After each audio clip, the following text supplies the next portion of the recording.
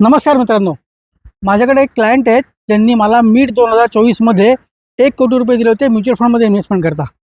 पण त्यावेळेस माझा अनुभव आणि माझा अभ्यास असं सांगत होता, की पुढची काही वर्ष मार्केट वर नाही जाणार, इथेच राहील, एका साईडवाईज झोनमध्ये जाईल मार्केट.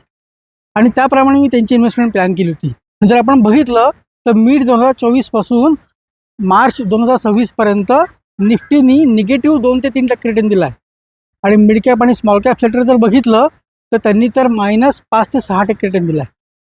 आणि ह्या क्लायंटचा पोर्टफोलिओ अजूनही 6% वरती. आणि हे कशामुळे शक्य झाले माहिती आहे? त्यावेळेस मी एक इन्व्हेस्टमेंटची स्ट्रॅटेजी केली होती. आता हा चार्ट बघा.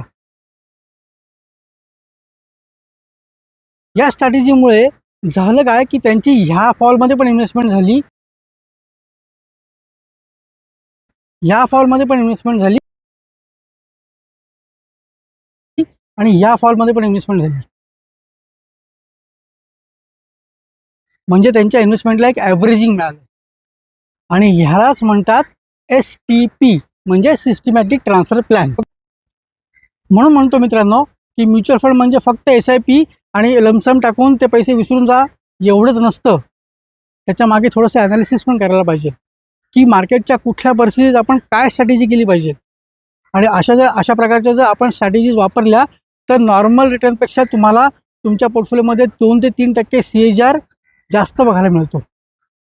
आणि म्हणूनच तुम्ही तुमचे कष्टाचे पैसे हे अशा व्यक्तीच्या हवाली केले पाहिजेत, ज्याला इक्विटी मार्केटचं नॉलेज आहे.